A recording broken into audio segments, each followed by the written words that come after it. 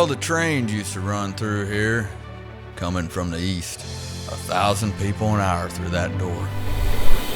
Yeah, we still get cargo that run the lines, but not like it used to. Maybe one day, the trains will return. Please travel in the front 6 coaches only. I'm just not sure. One thing is for certain, though. Brewery at Union Station is here to stay. Yeah, with an incredible selection of craft brews on tap and a menu fit for a king, that Brewery at Union Station has got you covered.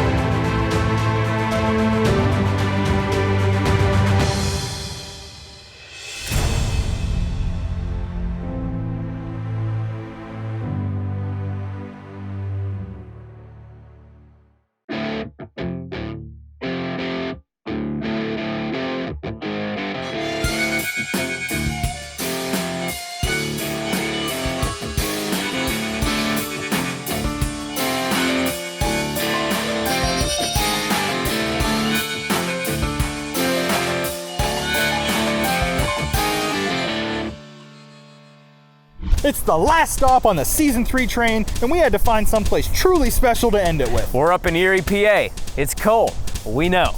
But we have the Brewery at Union Station to look forward to. Where they got something for everyone. With a great menu and a craft beer lineup to please any connoisseur. In an atmosphere that equates to any filmmaker's dream. And let's not forget to mention some very compelling evidence of paranormal activity. So, for the last time in Season 3, let's get Unchained.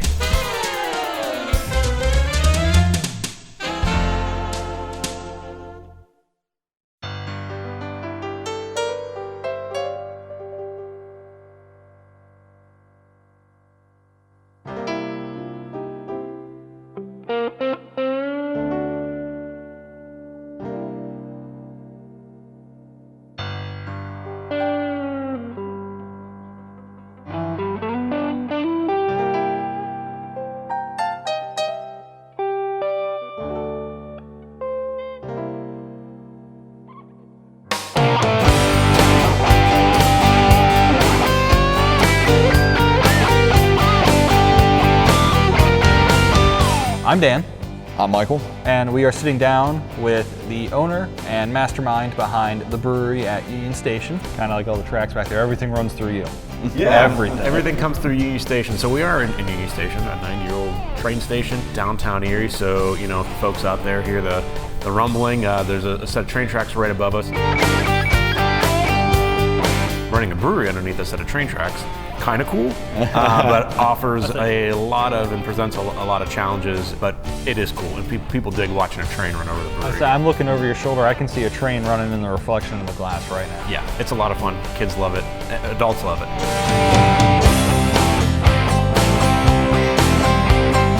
I'm sure this is what Mike's most looking forward to hearing about. This building is very old. It's been around a lot longer than you guys have. Can you give us a bit of the history of such a historic spot? Yeah, so this was, you know, when Erie was growing at a very fast rate in the second half of the 1800s. This was our Times Square. You know, that saw a couple interesting visitors right on these tracks behind us. Abraham Lincoln came through 2 times, and Babe Ruth also came through here. Really? Played an exhibition game at Ainsworth Field down the road. So a lot of traffic came through here. World War II especially, all the soldiers coming in and out of this building. How original is this building? Like, I mean, you look around in detail, guys. I mean, everything that's eggshell or off-white, those are original colors. And you look at the detail in the green and the burgundy, original. The detail in the marble around, I don't know if you can see in the background, but the bar is an old newsstand. The other side of it in the tap room was a soda stand. I really enjoy the feel of it and the location of it with, you know, with the trackside and that kind of thing. You can go up there and you can see, I mean, they haven't changed a whole lot, but they just threw a brewery in here and it's just kind of a pretty neat atmosphere, you know. It's just a really cool atmosphere, hearing about the history of the city. If your experience starts with a wow, you're off to a good start. Oh, yeah. And you look around, you're like, holy cow, it does take you back, like you mentioned earlier, it takes you back in time. That's all I've done since I've been here is look around at everything. You know, you can enjoy a beer, but still look around at things that have been a part of history for a very long time. This place is definitely haunted. You're saying it definitely is haunted? Yeah, for sure. absolutely. Yeah, a lot of people too will pick up on that and ask me all about the ghost stories and things like that. Even little things like our lights will flicker, our music will go on and off, or the music will be off and all of a sudden it starts blaring. Doors will open and close. The girls' bathroom seems to be a little bit haunted with some doors will slam. Nothing scary by any means. I think the ghost is a very nice ghost, but she's definitely present.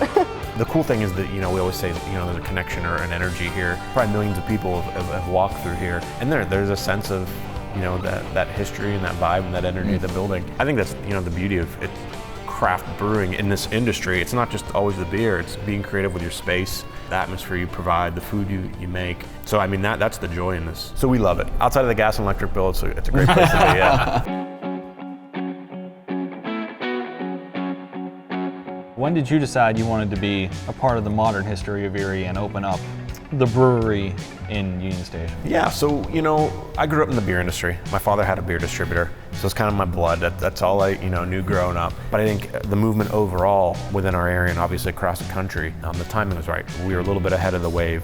After college and before here, what were you doing? Did you do a lot of stuff at home, and did any of that beer make it on tap? It did not.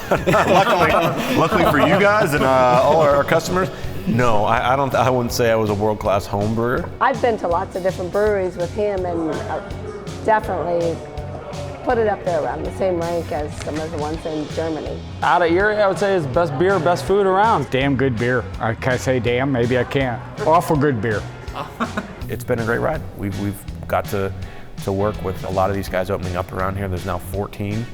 Within a stone's throw on the Lake Erie Trail. You're one of the oldest ones out of all those 14 though. How has the beer and food menu expanded and grown from the first days when you were trying to get people interested in a little bit of it to now where people are wanting to try a lot on both ends? The first couple years were tough because we wanted to support the guys that had supported us and talked to us and helped us along the way. So it was hard. The local movement was not in vogue or trendy back then. We want to make sure that this beer goes nicely with what's on your plate.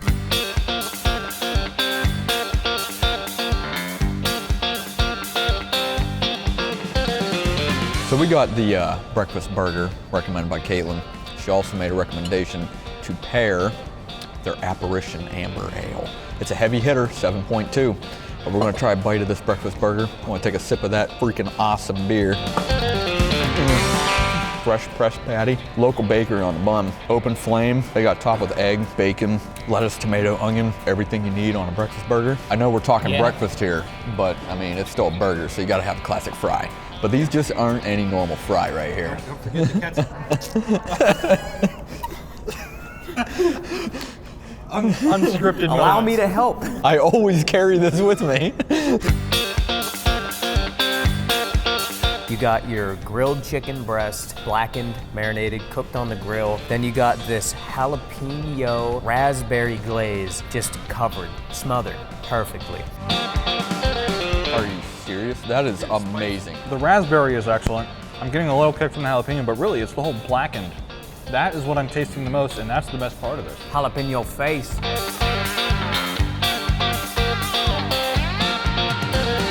Normally when you're done with the grains of the beer here, you toss it out, you give it to farmers. They do that too, but before that, they use that spent grain and they make this little beauty right here. This is grain from their apple pie beer. So I'm picturing this just being like an apple pie muffin. It's covered in a little bit of powdered sugar. You smell of that. Oh. Right? It smells like apple pie. Oh, wow. My goodness. I love muffins. Oh my Lord. Man, it tastes like that beer. Wow. Get a beer, get a burger, get one of these muffins, and then go tell your friends about it. Perfect way to end a perfect meal.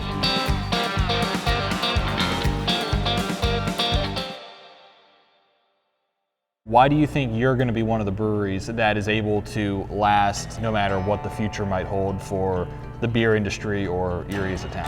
I think we're in a good spot. A, we're established and been around for quite a while.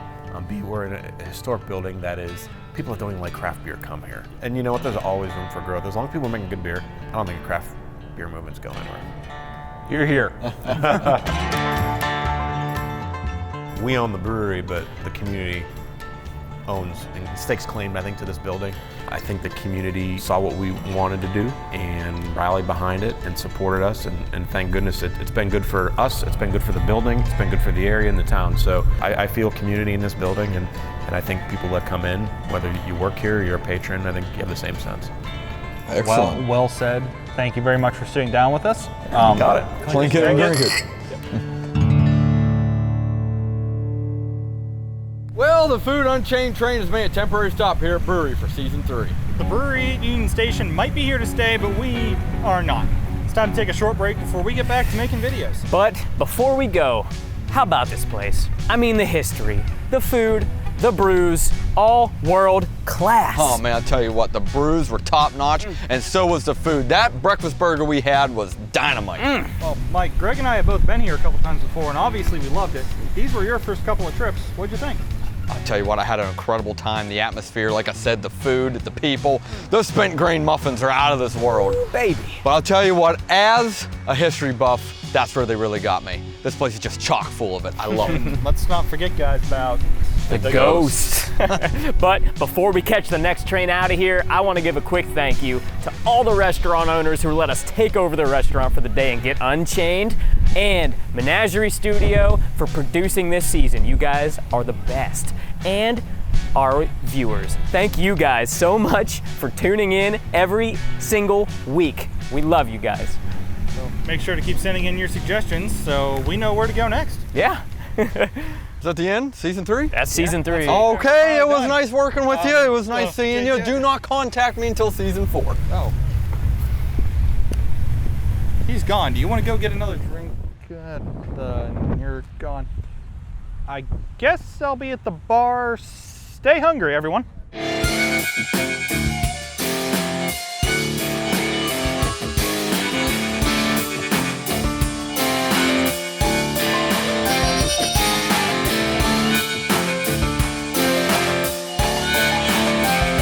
Fries. Without ruining my rice. Right in the middle of the rice. Whoops.